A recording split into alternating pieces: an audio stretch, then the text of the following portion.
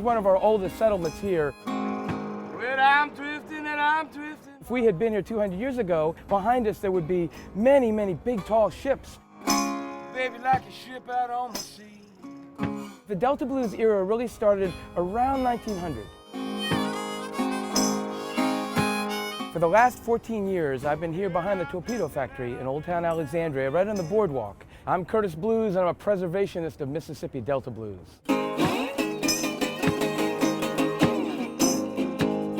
I'm preserving an acoustic style of music that was invented by African Americans in the South. The blues poets of this era were really expressing the human spirit. It wasn't only expressing their time and place. They would actually just show up on the streets on different corners, and they called it cutting heads back then.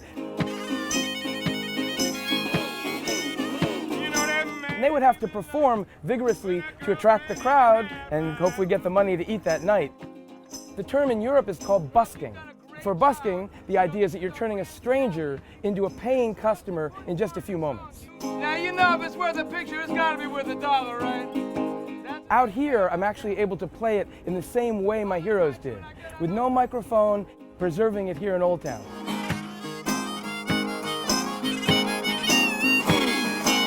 Part of my job out here is not only to perform my art, but to educate the public to support the art.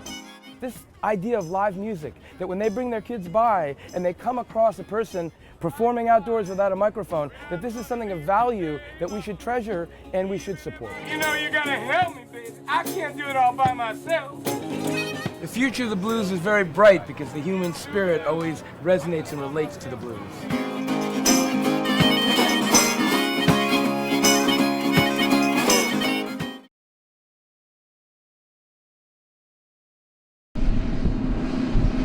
The year's first harvest of alfalfa is being cut in the northwest corner of New Mexico, and Sosie Lewis is pleased because for him, each harvest brings what he believes his community needs most. You've just always believed that if you don't deliver quality, you don't have anything.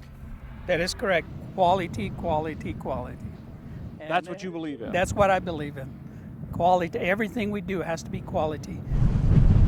Out in this arid and beautiful landscape, Lewis is CEO of the Navajo Agricultural Products Industry, or NAPI, and he and his team have led a 10-year campaign to raise the quality and success of Navajo Pride products, annually producing more than $30 million worth of potatoes, corn, wheat, beans, and even cattle.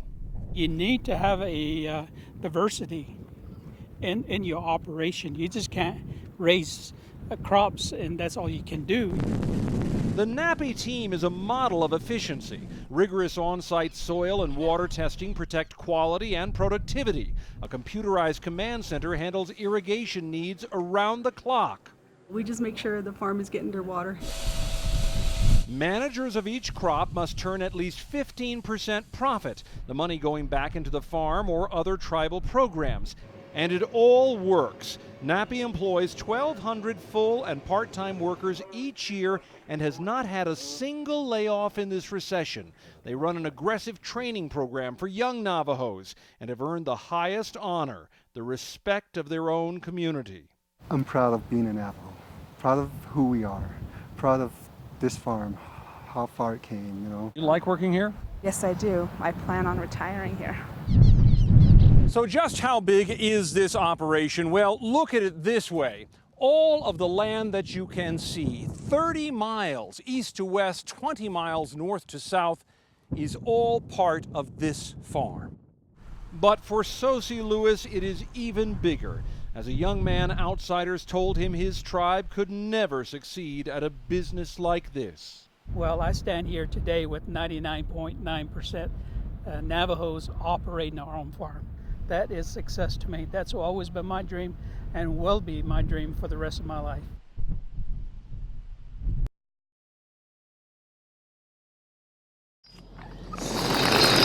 A little exercise, trying to stay fit as I can.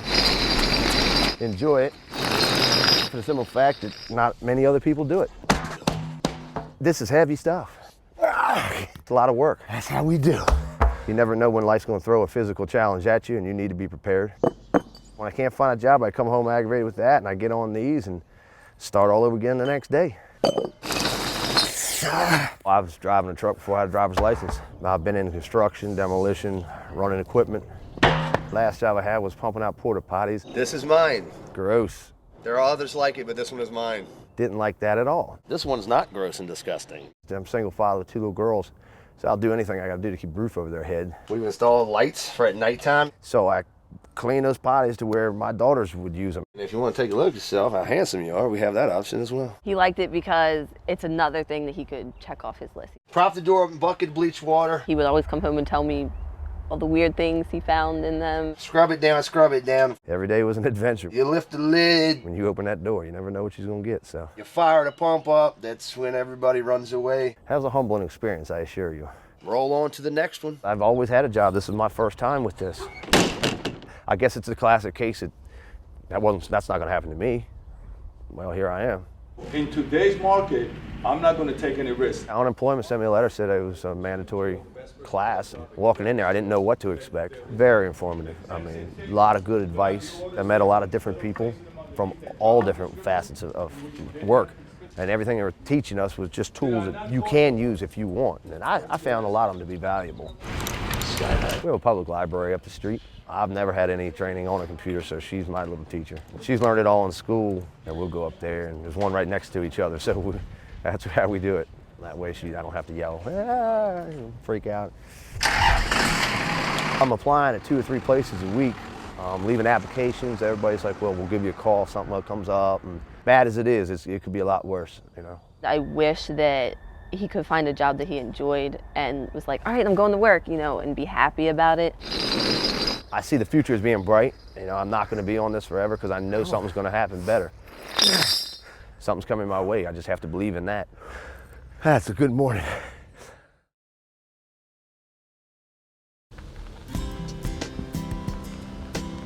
This is a hairpin. Look out. I've come from New York City, where I work, to Winnipeg, my hometown in Canada, and then 2.5 hours by car to a remote cabin on a lake. It's sort of like the annual family reunion, and I'll tell you why. My mom. Okay, here we go. Woohoo! My mother's name is Susie Lount. But isn't that wonderful for a fire at the lake? She has the elegance of Jackie Kennedy and the strength of Hercules. And without her, I am certain I would not be where I am. I'm certain.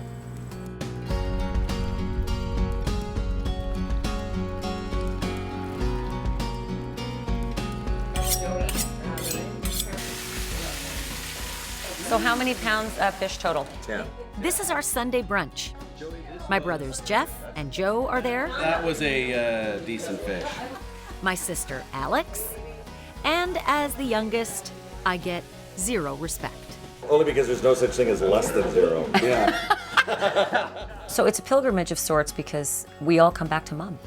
This is the traditional way we cook our fish. It is bacon dripping. I'm out. And she's the boss, she's the glue, she's the mom, she's the friend, she's the mentor. She's pretty much every role. Certainly more roles than she ever expected. My mom, just out of college, married John Banfield in 1959. He was from an upper-class family and seemed destined to a promising career as an architect. I envisioned being a wife, being a mother. Everything looked perfect. But it was not perfect. Dad struggled with alcoholism, but back then, people didn't talk about it. The disease had such a tight grip on Dad that he went bankrupt twice. I was too young to understand, but my mom did. We don't have any money. We don't have any money. Don't spend any money. Well, the children need socks. The children need shirts. The children need, whatever. Well, don't spend any money. To pinch pennies, she bought day-old bread, meat, and produce from the back of the store. Everybody was moving up, and I was moving down. I was terrified. I was terrified. I was a housewife with 4 children, a home economics degree, which wasn't going to get you a job anywhere. Nonetheless, Mom entered the cutthroat, male-dominated world of real estate back in 1970. Those days, ambition in a woman was a bad thing. Didn't matter. It turned out Mom was really good. How good? I became the breadwinner. Was that uncomfortable for Dad? You know, I think by the time the role reversal took place, your father, I think he'd sort of given up. Mom, on the other hand, soon opened her own company with my aunt and a friend. And we were laughed at by quite a few people because women just didn't do that. They ought to be at home with their children. What started out as a way to keep the family afloat became a lesson about independence. Mom's style of mentoring was simple. Tough love. No complaining, no excuses. Mom taught by example as she bought and sold homes in Winnipeg's toniest neighborhoods. We were unbelievably successful for 3 women that had no business training at all. So successful that I was off to a fancy private school. But it wasn't long before my adolescent rebellion began. She was full of fire, full of beans. That is when the trouble began. And Mom hauled me in to see the headmaster, a place you do not want to be. And between the two of them, they read me the riot act. In that moment, I had to ask myself a question. What do I want my future to look like? And sure enough, on my next report card, good grades, and look at what the headmaster wrote. Now we are beginning to see what Ashley can do. Mom nipped that rebellious brat in the bud. I think a trajectory began there. After college, I started at CJBN TV. I'm Ashley Banfield, your host for the last edition of the summer show. It was a teeny tiny station in the sticks. Rick, can you tell me a little bit about how you got involved in duck carving and how long ago? Well, I've been at it for 5 years now. Over time, I graduated to bigger stations in Canada, local news in the US, and then American networks. But along the way, I went from rising star to has-been when I was demoted or fired, and not just once. Did you get as many phone calls from Joe, Alex, and Jeff with tragic news about their jobs as you got from me? Well, the stages that you all went through, you know. You're trying to gently say no. I was fired more than they were. Oh, that's so cute. I guess you were. Each time, Mom offered a shoulder to cry on, and maybe more importantly, blunt words if I sounded like giving up. Move it. Don't complain. Get to work. Those words have followed them all the way along in their life. Tough it out. To have all my 4 children around the table right now is extremely special for me.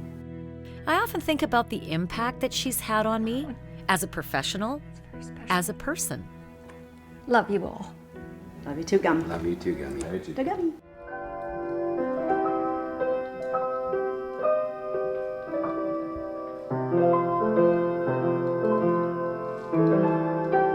She may not look it, but Mom is now 77. I can never actually think about losing Mom. I just can't. I can't. I don't know who I'd call. I don't know what I would do. There's no one like her. Okay, gang. There is really no one else. Have I thanked you properly? I think I'm going to cry. You know, sweetheart, you have. Just sitting here today with you, I'm so proud of you. I'm so proud of you.